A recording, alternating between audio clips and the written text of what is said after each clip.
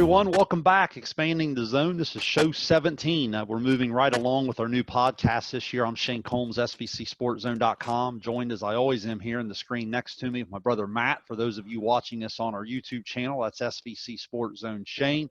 Obviously, we're out there on all the podcasts as well, Spotify, iTunes, iHeart. Again, across the board, you should be able to find us. And again, appreciate all the support. I know on this particular topic, as we look at holding student athletes to a higher standard or putting expectations, responsibilities. I'll kind of let Matt play around with the title here as we get going here, and I introduce him here in just a second. But as I put this out there on Twitter, as I put it on Facebook, certainly appreciate all of our local fans, local coaches. Notice some athletes, some former athletes, really giving some 2 cents, and certainly appreciate that, because I think like the feedback, Matt, as I start to look at this, I'm always intrigued in our topics. I can tell when we're in for a great show, because the topics that really make me stop and think, that really challenge me in preparation, I think that's what leadership's all about. You know what I mean? A lot of times leadership, when you're dealing with tough times, let's face it, right now is as tough a time as any. A lot of times decisions aren't supposed to be easy. You know what I mean? Leadership's supposed to be hard. Leadership's supposed to be dynamic. Leadership is supposed to be informing yourself and making those tough calls, and then, standing behind your decisions. So we've had a lot of different directions in the feedback with what we expect out of kids. And I think we can all agree in coaching that a lot of these things that we're reading on Facebook and Twitter, again, SVC Sports Zone, if you look on the social media, you can follow right along there, and you'll see some of the great comments that we reference here this evening. But Matt, I guess there's really 2-3 different directions. I'll kind of open it up to you to get started here. I certainly have about 2 or 3 page of notes myself here this evening, but I'll just kind of open it up to you. And as we started to get going here in the NBA bubble and the tight rules, and we see in the MLB the protocols, some working, some not. You see the Marlins situation, different things. It got us kind of thinking back to our rule show and what we expect of our professional athletes, what we expect of our college athletes, and what we want to look at tonight is what we expect from our high school athletes, and what's fair, what's not fair, and how do we arrive at those things that we're all trying to get to. So I'll just kind of welcome you to the show and kind of talk to us about show 17's topic. Do you have a title for us tonight? Maybe tell us a little bit about why you're so excited about this and what we need to be paying attention to this evening. Yeah, I think that if I had to put a catchy title on it, it might be "Do Athletes Deserve Special Treatment?" And because I think we're going to talk, and I know on the surface that sounds like whoa, wait a minute here, but I think as we talk tonight, we're going to see that some of that goes a little bit of both ways. Let me say this first: you just said that leadership is tough and it's meant to be hard, and I agree with that. It's probably not meant to be as hard as it is right now, though, is it? I mean, it's awfully difficult for folks right now. And I do want to say I admire the superintendents and the principals and all these people at these different schools. They have a tough job right now. Absolutely. The government has pretty much left it up to them on how to handle this, and every school's trying to find its own way. And you just said it, no matter what decision you make, you're going to be criticized, and that's part of leadership. We talked last week, put the big boy pants on, right? I mean, it's know what you sign up for. It's part of it. And but my hats are off to those people that are trying to get some things sorted out, and it's a tough job.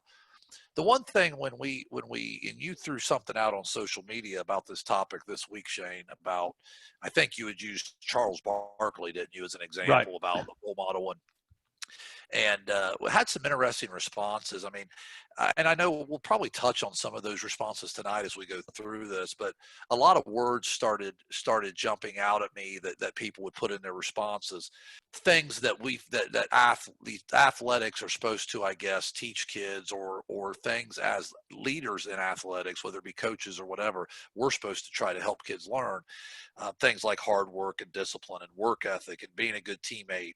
I saw the word humility. I saw, obviously, role model, because that was the thing you put out there, the old famous Charles Barkley, I'm not a role model or whatever, if people remember those commercials from way back I'm dating myself a little bit.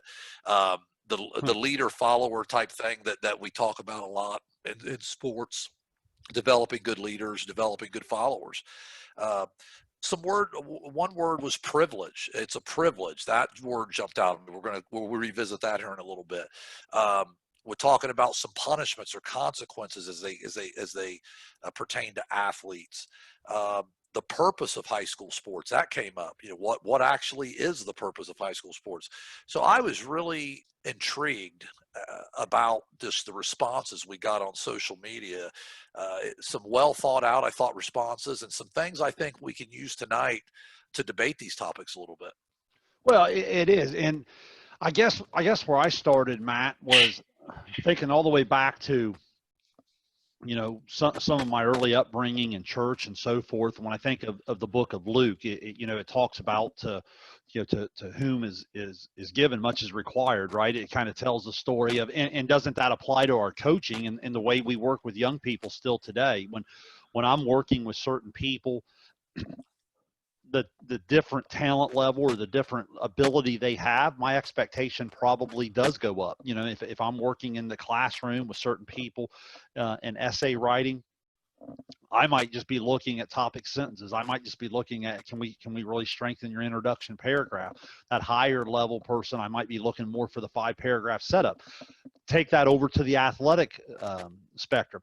I'm sure that there's certain people that when it comes to, running a sprint down and back, there's a certain time that you think is acceptable for player A, where for player B, that time may not be so realistic, right? So we Right. have these different expectations and so forth.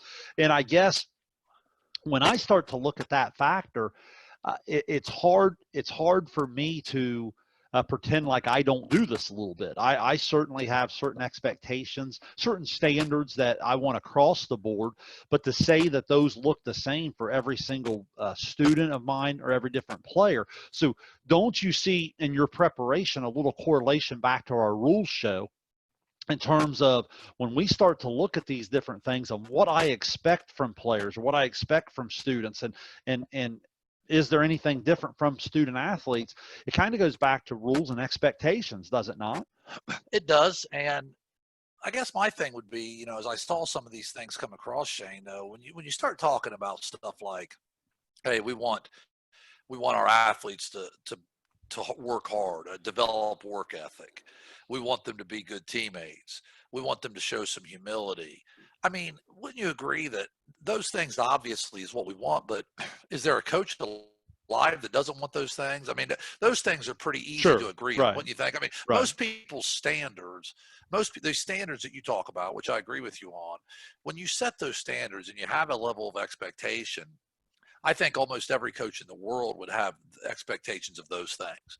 I know very few coaches that are going to say it's okay if you don't work hard. We don't really care if you're a good teammate. I mean, nobody's going to say that, right? I mean, those things are pretty easy to agree upon. And just like the role model thing that you brought up, that you put out there on social media, I think most of us would agree that we expect our athletes to behave in a way where if there's a little kid at the game watching, which obviously there is, right? There's little kids that look up to these high school kids and whatnot.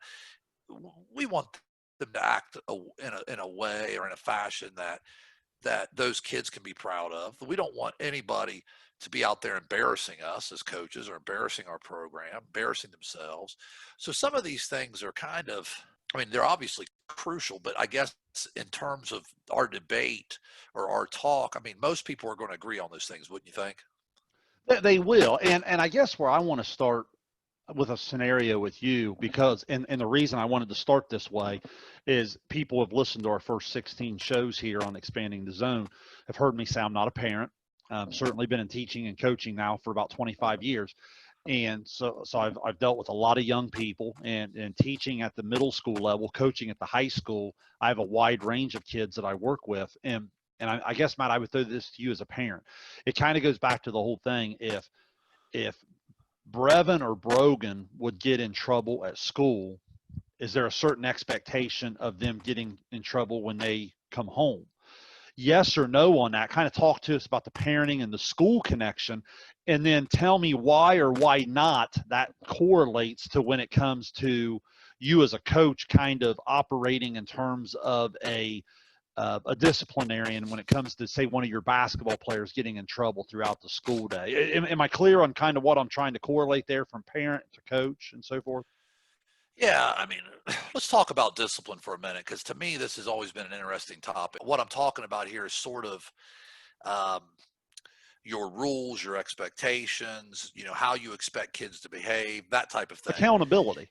Yeah, accountability, right. I mean, but your goal as a parent or as a coach in those situations when somebody messes up, and I think we talked about this on another show, or your goal is honestly for that behavior not to happen again, correct?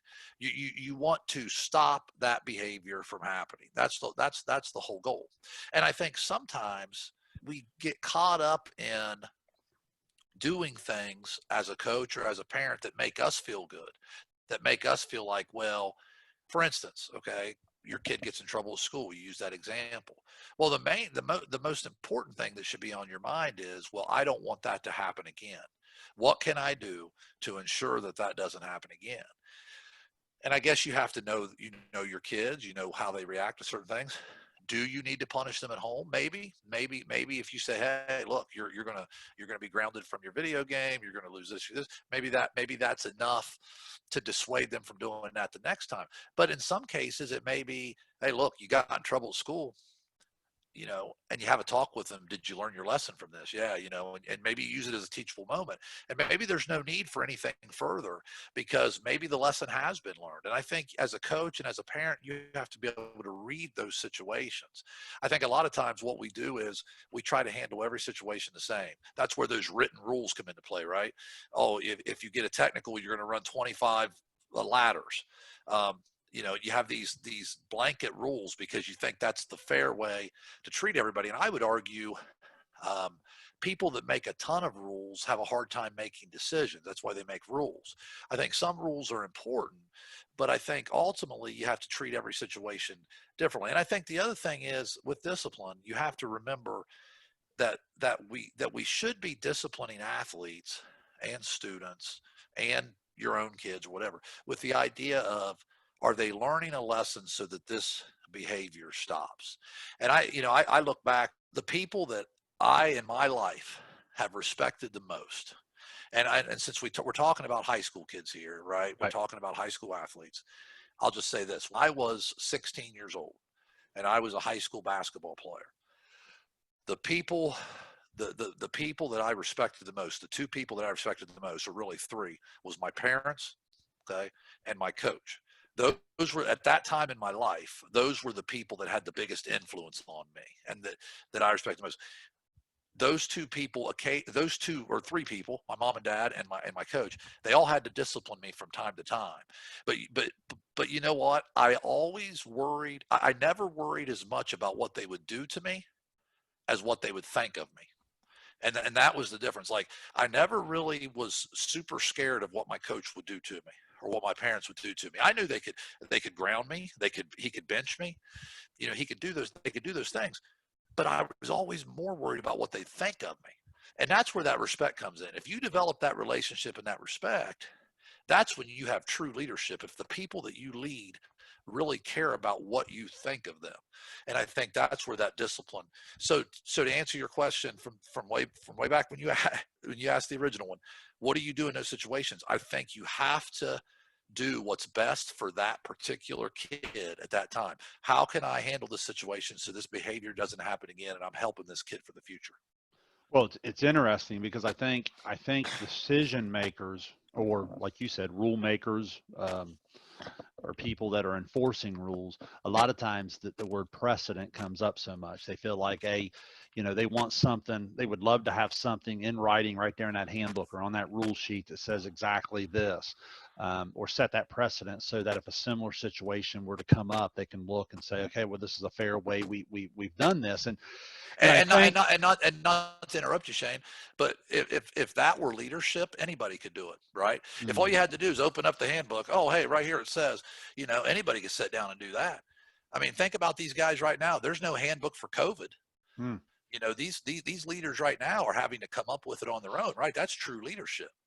No, I think that's a great example. And I guess what I would say is I think one of the things we're going to have to really dissect on this show this week in order to get to the bottom of what we're really trying to talk about here is kind of looking at a little bit of a chain of command throughout the leadership and throughout the adults that are trying to help young people develop. I think what happens sometimes is when people get outside of their lane or people get outside of their roles, like we say in teamwork, we're looking at roles, that's when confusion starts to hit.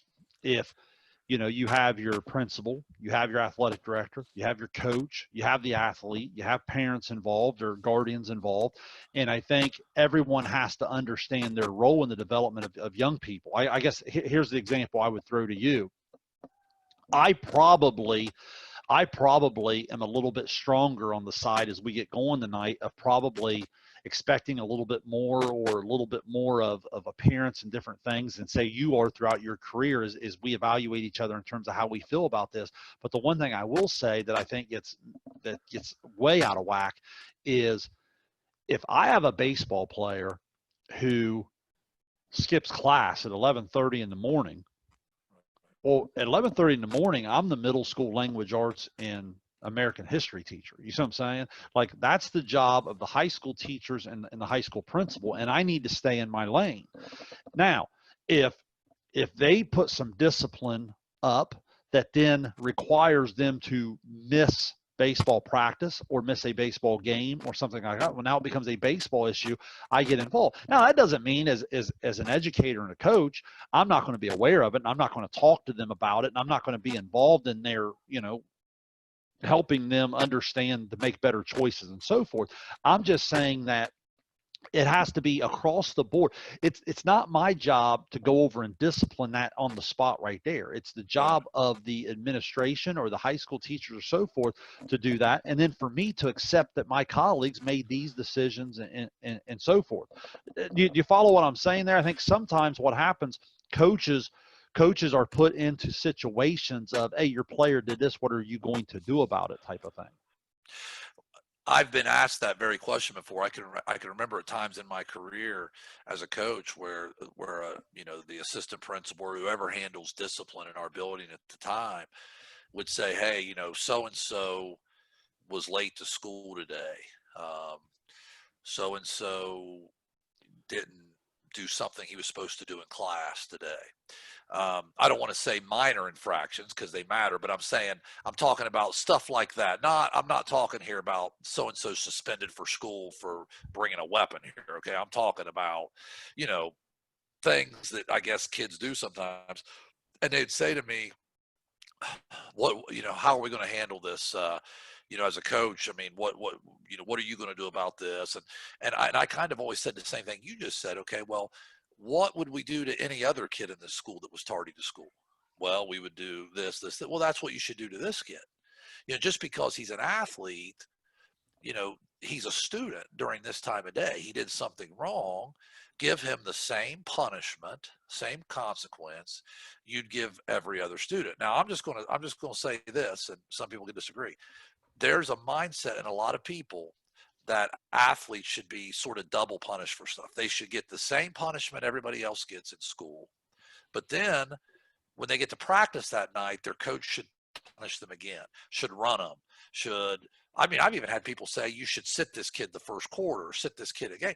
Well, wasn't he already punished at school? Didn't he already get that? Well, yeah, but you should do something in addition to that. Why? I guess that's I've never really agreed with that. The whole sort of they get punished in school, you should punish them again at practice thing. Like you said, if it interferes, like if they have to miss a practice due to a detention or being suspended from school, they have to miss a Right. game. If my principal deems a Tuesday school is necessary, and now all of a sudden they missed a Tuesday night practice or a Tuesday Sure. night game, well, now we have a baseball issue Well, that I sure. certainly will have to It, handle. it starts to cross into that then, and you have to deal with that. But I guess you see where I'm coming from with that, the Yep. whole double punishment thing, because I guess, and I said this at the beginning, do athletes deserve special treatment? I'd ask you this question. Because if they deserve double punishment, if there should be an extra consequence for an athlete because we hold them to a higher standard, should we also give them extra benefits? Should they have, for instance, you come home from a road trip. It's a late night. You get home on it. This happens in the league that we're in. Because of how spread out the league schools are, there'll be league games where our volleyball team rolls in at 10:30 at night. We don't start JV volleyball till 6 o'clock, and all of a sudden you got an hour and 10-minute road trip in your league, right? There's nights in boys basketball we roll in at 10:30. If that happens and kids don't get home till 11 o'clock, they've got homework to do, whatever. Should the athletes get to come in an hour late to school the next day? Should they get an extra day to study for that test because they didn't get a chance to study for it the night before because they had a game? You see where I'm getting at with that? I think a lot of people would lose their mind if you said that. Wait a minute, you're letting athletes come in an hour late because they got home late last night? Yeah. If we're going to double punish them, we got to give them special treatment the other way too, do we not? I mean, I guess my question to you, Shayne, does special treatment have to go both ways? Well, it's really fascinating to me. You used the word earlier, and I actually put it right here in my notes. And I know throughout some of the Facebook, we had 2 or 3 of some of our most respected coaches in our area here in Southern Ohio make some great comments using the word privilege, using the word representative of community, um, building championship skills, not nothing that has to do with millions of dollars or any financial benefit at all anyway. It's more about utilizing sports to help today's kids become tomorrow's leaders. I love all that feedback, and the word privilege keeps coming up over and over and over. I guess I would ask you, Matt, you seem there in our opening to have a problem with the word privilege to play. Where do you stand on, if I were to say to you it is a privilege to play high school sports, is that a fair statement? Is there something about that word choice that bothers you? Or just kind of talk to me a little bit about that word privilege. The thing that bothers me about the word privilege in this topic is this: it insinuates that the school provides this great privilege for the athlete to participate in, and that the athlete in return just completely benefits it and doesn't provide anything back. I believe this. I believe it's a privilege from God that you're healthy enough to play sports. Maybe you've been born with some great athletic ability that not every kid has. Those are things you should be thankful for and you should consider a privilege. I'm not so sure that the privilege, though, is provided by the school to the athlete. I think at times, quite frankly, the athlete provides as much to the school as the school does to the athlete. Now, I know that's not going to go over well, but I'm going to be honest with you. The longer I do this, I think both sides provide each other a service. No question that the school gives the athlete an opportunity to play. But if the school didn't provide that opportunity, another school would. You can bet that. And we see kids transfer all the time, right? But I believe that the athlete does a whole lot for the school as well, if we're being really honest. We're talking about kids who get up every morning, go to school, expected to be there at the same time everybody else, right? Expected to do the same coursework as everybody else, expected to behave better than everybody else, according to things that, that I read on our Facebook page this week, right? We hold them to a higher standard. So they're supposed to behave better than the average student. They're supposed to put more time and dedication in than the average student, right? If students not participating in extracurricular activities, they just go home in the afternoon. They go home, they get their homework done. Maybe they can have a part-time job. Maybe they're just hanging out, having a good time after school, whatever. Whereas our athletes are pouring in the extra hours to represent their school, like we talked about, hopefully represent their school at a high level or high standard, bring money in. Now, we make it sound sometimes like schools are automatically going broke due to athletics. There are some schools that struggle more than others, but there are some schools that benefit financially very well, that they self-sustain. They make enough off football, off basketball to pay for all the other sports. And guess what? Those athletes are the reason butts are in the seats. They're not there to watch anybody except those athletes. And the better that team is, the more money they make, right? The better those athletes are, the more profitable the whole endeavor is. I'd say this: I've seen levies pass, and I truly believe I've seen levies pass due to football teams having great seasons, basketball teams having great seasons, school spirit being at an all-time high. Um, Schools benefit greatly from athletics. Think about this. We see sometimes we have one in our area, but they're all over the place. Private schools that don't have sports. I mean, I'm talking small private schools that just Mm. have maybe club sports. They haven't yet had OHSA sports or whatever. Right.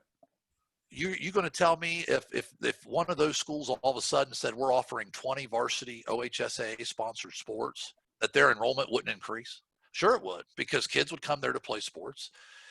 Their facilities would get better because they'd make more money. So I guess my point is, athletes do a whole lot for the school, and in my opinion, in a lot of cases, just as much for the school as what the school does for the athletes. So that's my issue, I think, with the way privilege is being used in this case.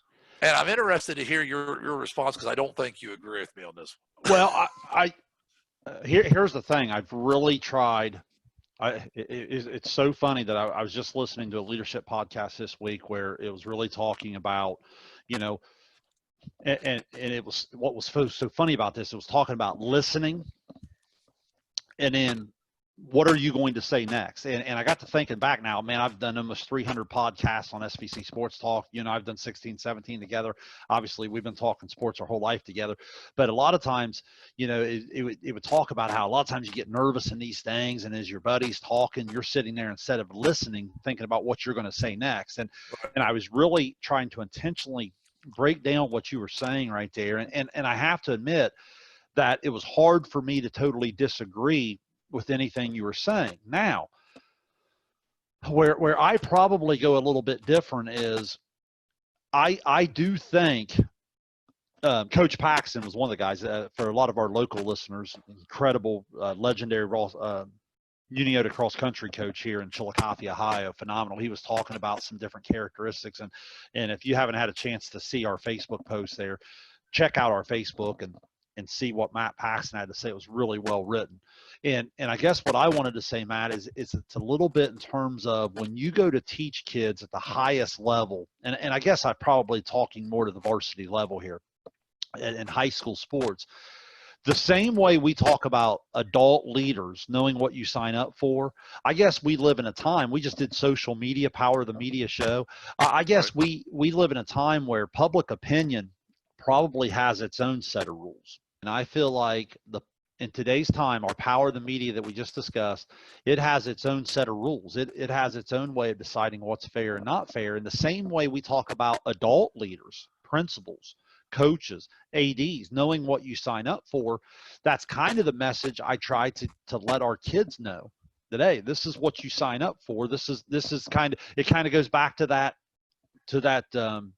verse that I started the whole show with, in terms of when you have this type of ability and you take on these expectations and you take on these challenges, that a lot of times the responsibility is going to come with it. I look in our adult life, Matt, a lot of times I say that a principal, a teacher, an AD, a coach, when you go from assistant coach, varsity coach, whatever, a lot of times it's not your day-to-day grind that changes when you move up in the pay scale, or you move up in a title, or whatever it might be, or in the business world, when you move up in pay scale, or you move up in a title, it's that responsibility that comes with it. So I look at it as I do expect a little bit more out of my baseball guys. Does that mean I discipline them differently? Does that mean I double punish? No, but I do look at it in expectation and privilege might be, like, I thought you made some fair points there. That might be a strong word, but I do try to get them to understand that I want them to view themselves as unique. If you're in a school, which I don't know how many people say Benton County High School has, but if you're one of the 12 young men that play on Matt Combs' varsity basketball team at Benton County, I do think that makes you unique, and I do think that you expect them to handle themselves in a certain way, the same way at Paint Valley baseball, or the same way any coach would in any program. So I guess that's kind of where I look in terms of that same expectation of you have to understand the challenge that's ahead of you. And I guess I appreciate that in high school sports, and being able to allow these kids to come through this while they're at an age where we can help them through it and while they can go. I guess the one thing I would throw to you is the John Wooden quote that is I read his book there many years ago, and he always talked about character. And he always talked about your character is what you really are. Your reputation is just kind of merely what other people think you are, Right, right? right, And he right. talked about how are you acting when no one is watching? And I think that's something that's very, very valuable. It's not always about rules, and it's not always about punishment. I try to really push kids in terms of, you know, how are you truly acting? How are you handling yourself? You know, a lot of times people will say the right things in front of a teacher or a coach or whatever. Don't you feel like it's that true leadership when you can truly get people to go out and do the right thing because it's the right thing to do? Yes, and I tell you, one of my pet peeves, and maybe we ought to do a show on pet peeves of Seems to be leadership coming up sometime. the last couple of That'd weeks. be pretty cool. Maybe we can do that. But anyway, is one of them is people the being more concerned with what it appears like than what it is. And I think sometimes in leadership we get caught up in that if we're not careful. I'll see coaches do things with their team, and I ask myself sometimes, are they doing that to dress it up and make people think like, well, look at this group of guys right here, they dress in a tie when they come to a game, or they they all have the same shoes on. And I'm not making fun of coaches that believe that. If you truly believe that in your heart, then go for it, man. You got to do your convictions. But But again, it like, goes back to a previous show. Are you doing it because you truly believe in what it right. represents? Or are you doing it to just kind of put on a dog and pony show? Yeah, so somebody can get on social media and be like, "Great job, coach. I mean, class act." I mean, again, why are we doing what we do? And for me, I'm way more concerned with like you talked about the character part than the reputation part. I'm more concerned with what it truly is than what people perceive it as. And I'm not saying perception doesn't matter, because we all know it does, but to an Sure. extent. But I think we have to be more concerned truly with what it is. I guess what it comes down to me, Shayne, is this, and I want to go back to this before we move on to something else. When you start talking about the whole, because you made a point, I thought you made a really good point right there when you said we expect our kids to have a mindset of being unique, right? Of being different. And I think that's crucial as a coach, or as a leader. If you're leading a successful group, you have to get them to buy into like, hey, we're a little better, right? We're a notch above. Mhm. Otherwise, what's the point, right? I mean, you have if you don't feel like your organization is special, then you really don't want to be a part of it. So I like the way you put that. I guess my thing would be, do you think that with the whole, hey, look, we're holding you to a higher standard. I saw that a lot in our Facebook post with Mhm. people's responses. And I think I hear you kind of saying the same thing right now. We're holding our people to a higher standard. With that, do you think athletes deserve some special treatment on the other end? Like my example. I mean, I'll just give it to you like that. Do you think athletes should be allowed to come in late to school on long road trips? Do you think athletes should get some consideration in the classroom because maybe they don't have the same amount of time to do their homework? I know you said you sign up for this, right? Know what you sign up for. And I get that. But coach, I signed up for this and I'm going to put up with this. I'm going to know that I have less time to do my homework. I'm going to know that I'm going to be tired in the morning. But then if that's your belief, then you shouldn't double punish someone either, right? You shouldn't hold them to a higher consequence than another student. Do you see what I'm getting at? I guess my question is, can you have one without the other? Can you hold them to a higher standard and say, hey, we're going to crack down on you harder? Your consequences are going to be greater than everybody else because, by golly, you're an athlete and you represent us. Can you do that and then not give them special treatment on the other end? Or you see what I'm getting at? What's your thoughts on that? Well, I have two thoughts. One, I think it goes back to it's the job of the school, top to bottom, to make sure that the double punishment isn't taking place. Like I said, you have to stay in your own lane. That doesn't mean that if you have a certain relationship, we've all been there before, right? Certain teachers have good relationship with this kid. Man, I just for whatever reason we butt heads a little bit. So and so might be able to talk to them a little bit more and see why they're struggling academically or whatever. Same way the coach. Maybe there's an assistant coach that can pull that kid aside and talk to them a little bit. I'm not saying we're not there to help the kids. What I'm saying in terms of the decision making, in terms of accountability, in terms of the punishment or whatever word you want to use, we have to make sure that we stay in our own lane and make sure that we allow people to do their jobs and then respect their jobs. As a coach, I am completely out of line if I second guess my principal or my athletic director on a particular punishment they feel needs to be handed down to a student. You see what I'm saying? Right. You know, Right. if my principal, and I've had this happen before, principal calls me seventh period, hey, listen, I don't have time to explain. So-and-so is not to play tonight. I'll explain later. Hey, okay. Right. We have a professional friendship or professional relationship. I know that the principal had a job to do. He explained it to me later. Guess what? That kid didn't play that night. It's one of those things that we have to stay in our lane and respect. Everybody has a job to do in terms of developing our student athletes. Now, the other part of, I guess I would kind of go this route because this has come up as well, is the academic part of it.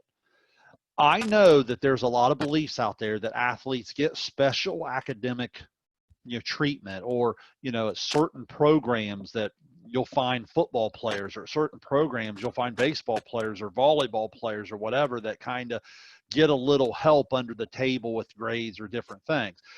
I'm not condoning that at all. I'm not saying that does or doesn't happen. What I am saying is this: I think it's unfair sometimes when those athletes are on that bus until 11 o'clock, or when they're traveling different things, that why wouldn't we as educators want to give them more help? Why is that a bad thing? I'm not saying change the F to a C. I'm saying, why wouldn't we want our athletes to have think about it, the higher levels of education, we have study tables and different things where it's mandatory for them to go.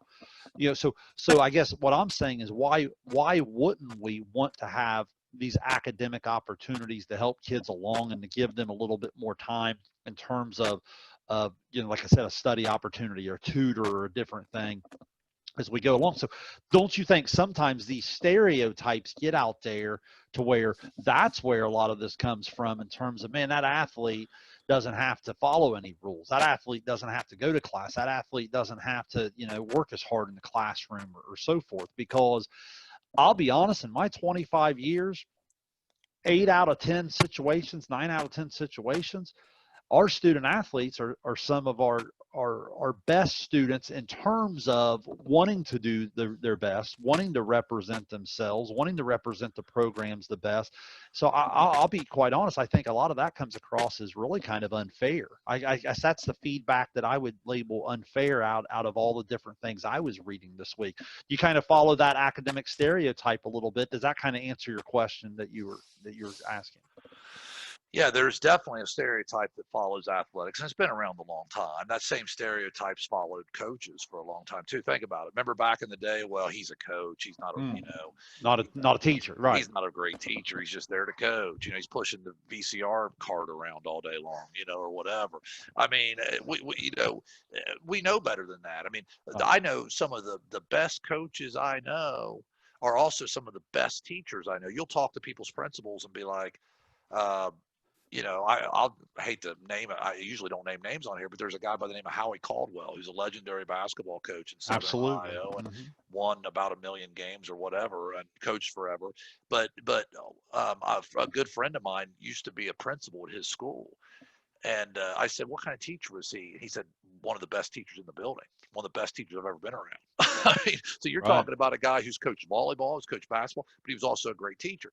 So I think, but stereotypes would tell you differently, right? He's a coach, he's not a teacher. I would say this: one of the people made a comment going a little bit about the whole special treatment thing, or how it should go both ways.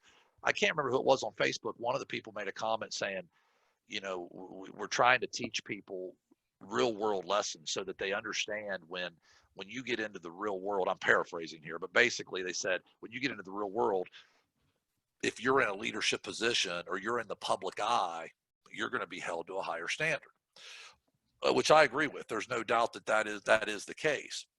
Now, I would also argue this, though. Normally in those situations, there's some benefit that come back to you from the other end. Let's think about it just in school for a minute. There are certain teachers, and whatever building you've ever been in, and we've seen it. I've seen it my whole 23 years now as a teacher. There's always a certain group of teachers. There's a certain number of teachers that they teach. That's what they do. They come in when they're supposed to be there every morning. They go home at the end of the day. They do their job. In many cases, they do a good job. But that's what they do. They teach. They don't ever coach a team. They don't ever supervise a club. They don't ever chaperone prom. They don't ever be the senior class advisor. They just come in, do their job, go home. Mm. All right. Right. Then you have other people who are constantly doing more, giving a little extra, whether it be coaching, sometimes whether it be just volunteering to take money at a basketball or football game at the ticket booth, work concession stands, right? We've all been around those people that volunteer their time, give their time, even in situations where they're paid a little bit of money for it in a stipend or whatever. They're basically giving their time in a lot of ways. Wouldn't you say, if the truth was really told, and I know a lot of principals wouldn't want to admit this, but deep down, those employees are held in higher regard by that principal, by those leaders, knowing that, you know what, if I go ask Susan over there to do me a favor today, she'll do it. She'll be there tonight to help with that junior high volleyball game. She'll cover a class for me on her planned period without complaining about it. You know, those teachers in those situations, in that principal's eyes, I guarantee you, are thought of as a little special. And I would go as far to say, if that same teacher said, "Hey, Mr. So-and-so, my kid got sick today, and I got to try to get out of here 15 minutes early tonight," that principal's probably going to be like, "Hey, I got it. Listen, you do a lot for me. Let me help you out today. Go ahead and sneak out of here 15 minutes early. Go take care of your kid." So it's that special. That's what I'm talking about with special treatment. It's that you do a lot of extra stuff. Let me help you out too. That's all I'm saying with the athletes. If we're going to hold them to a higher standard, then let's scratch their back the other way a little bit. Now, you know, you and I've laughed before because I know how you feel about the whole college thing, right? This whole thing that started up now with likeness and paying players. And I know I probably sound like I'm making a similar argument, right? Because at the college you hear, well, who does more? The athlete does more for the school than the school does for the athlete. I mean, that's the whole thing, right? At the NCAA level. I'm not saying it's to that extent at the high school level. High school athletes are not earning their school millions upon millions of dollars. That's not what it is. My whole point to that is that privilege you talk about, or people talk about, that goes both ways. That athlete is paying it back. That athlete is I think at times more than paying back the school for what they're doing for them as well. It is, and it is kind of a little bit of a stretch maybe, but I understand where you're going in terms of I've never been against the college athlete getting a little bit more in terms of scholarships and some different things. I guess I've always hated just the business side coming in, and I'm not naive. I understand it's becoming, you know, millions and millions of dollar business, but I just think there's some different ways to still police that. But when I come back to the high school level, Matt, I guess I still look at it from the relationship standpoint of, I'm not saying the athletic teams don't pass levies. I'm not saying the athletic teams don't, you know, increase budget and do all those things. I think what you said earlier is spot on. But at the same time, I don't think I'm making any more money next year just because so and so could really throw the baseball hard. You see what I'm saying? Right. It's still one of those things that it's a little bit more at an innocent level. And I guess I'm just in terms of a situation, I'd like to keep it there. Um, I really wanted to go back to a point you made a second ago. I thought it was just a fascinating leadership point in terms of, if I were talking to young teachers out there, if I were talking to young coaches, if I were talking to student athletes, still, you know, obviously young leaders, I would say, keep your head down and keep plugging away and go, because what will happen is, through experience, not only will you get better and you'll learn more and more and more, what will happen is people will start to view you as more capable of making these decisions by you having the proper character. And I guess this is why I expect so much out of athletes, Matt, is if you have the proper character, people will respond to you and people will look at you as a leader, as a decision maker. Because I think what happens sometimes is, when when you have certain reputations, and I understand what John Wooden was saying about character and reputation, but again, we live in a time of public opinion. You heard me say earlier, public opinion has its own set of rules. When the Patriots blow a game late, it was, ah man, those things happen. When Right. organizations like the Browns blow them, terrible coaching, terrible ownership, Right. what a Right. Right. joke. You know what I mean? When Tiger or Rory on a Sunday struggles a little bit, man, the conditions were tough. When Ricky Fowler does it, he just has trouble on Sunday getting over the hump. You see what I'm Right. saying? It's Right. one of those things that the longer you do this, not only the more do you learn, but you also start to get. I've been doing this long enough now, Matt, where it's funny. I coached basketball about 15 years ago in terms of a head coach. Now since then, I've done a lot of assistant coaching, done a lot of different things, but I've been for the last like 15 years, I've been a varsity baseball coach. Well, here's what's funny about this.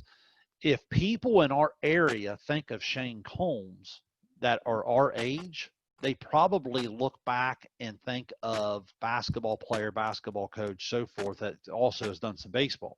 You follow me? Right. Now, if you look at a younger age group now, they'll look at me and say, "Oh, he's the varsity baseball coach at Paint Valley. Oh, I didn't realize he coached varsity basketball." You see what I'm saying? So Right. a lot of times what happens is you will start to fall into different areas of leadership that people will associate you with. And that's my point is if you as a young coach and you as a young teacher will, we all have families, we all have different things we're trying to do, we all have things we've got to, be responsible for away from our job place. But like you said, if you become one of those leaders that says, "Hey, I'll chaperone that. Hey, I'll go on this." I know when I was a younger teacher, I went to DC.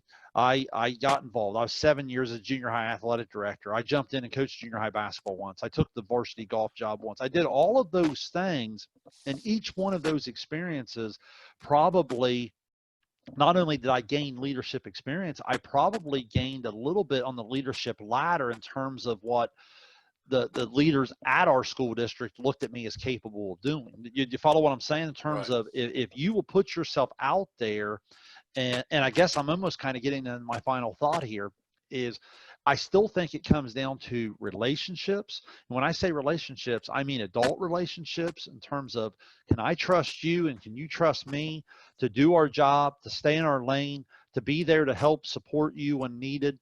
But then can I also have great relationships with my students, with my players, to where I can cross over and I can help in those developmental areas, and so forth. So isn't it funny how so many times when we get to these final thoughts of these shows, we always come back to the relationships and how that ends up being the foundation of everything we're talking about in leadership.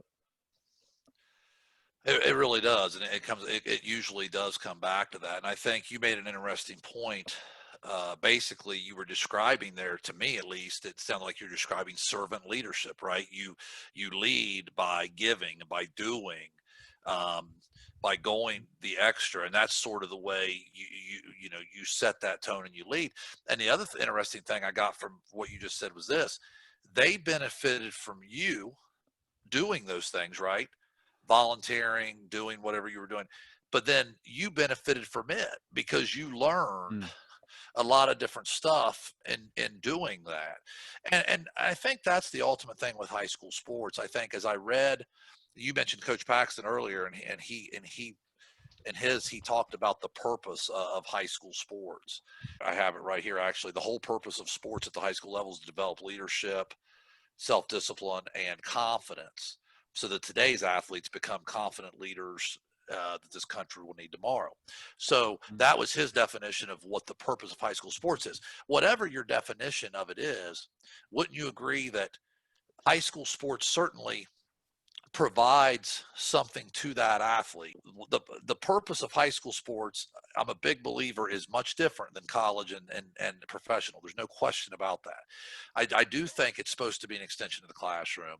I do think it's supposed to provide those lessons. My only point to all this is it's the athlete is giving back in a lot of ways just as much or close to just as much as what they are getting too.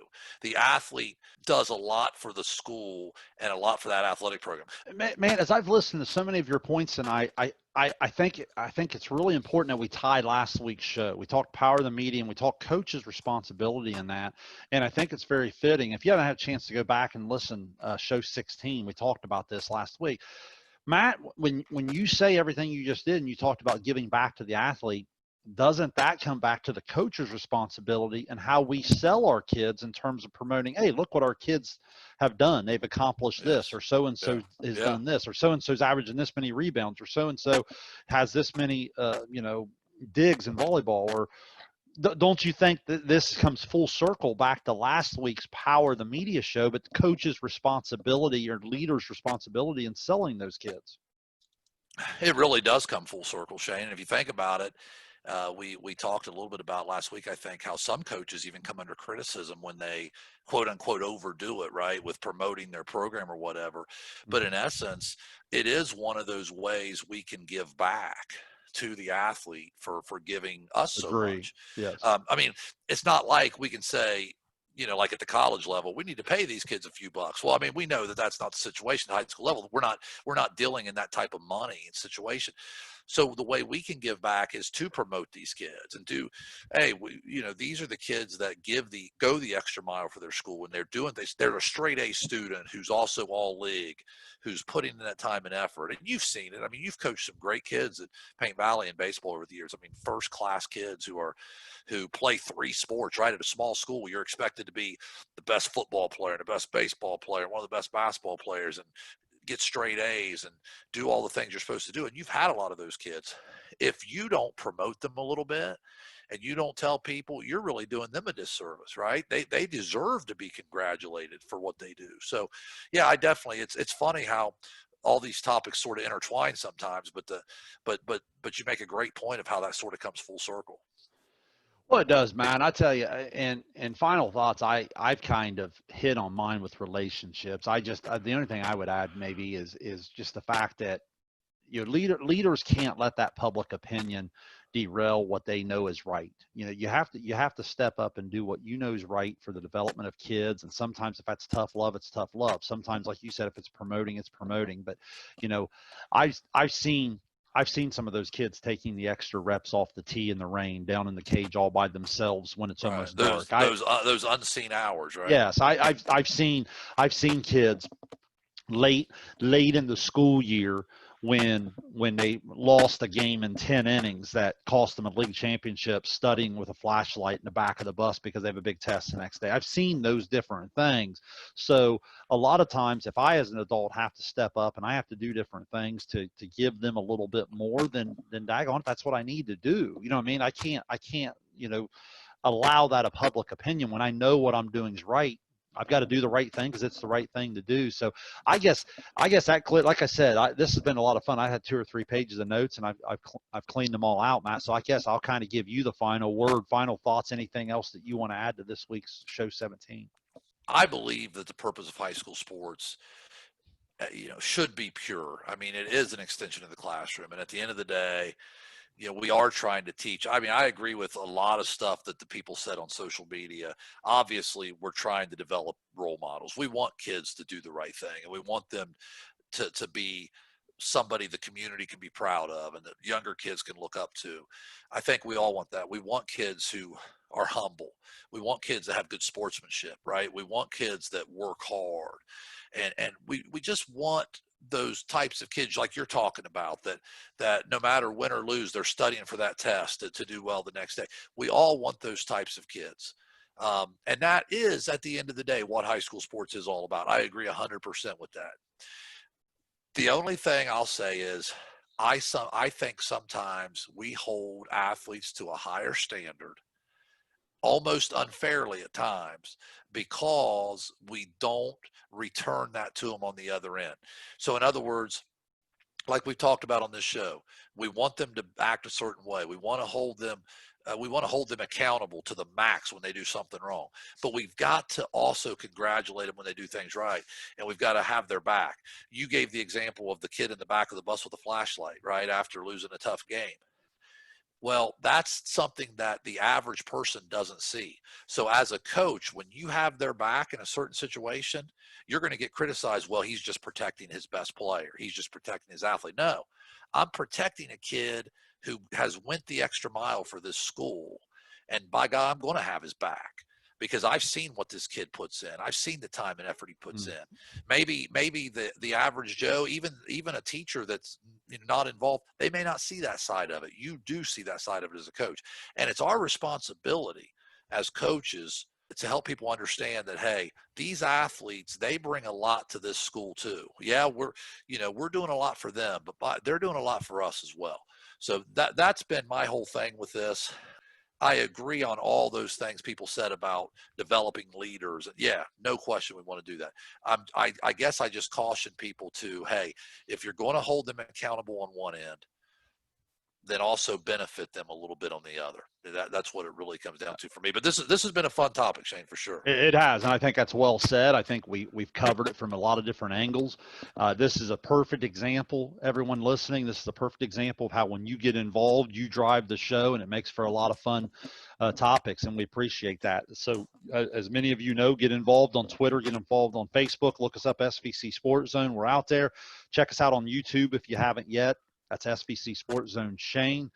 You can see all 17 shows coming up here as we get back into the fall swing of things. As of now, August 1st, we're going to start some fall practice. Got a lot of neat ideas for our YouTube channel, really going to grow that. And, we're excited. So on that note, for one last time, for Matt Combs, this is Shayne Combs. We appreciate you supporting, expanding the zone. We'll talk to you next week.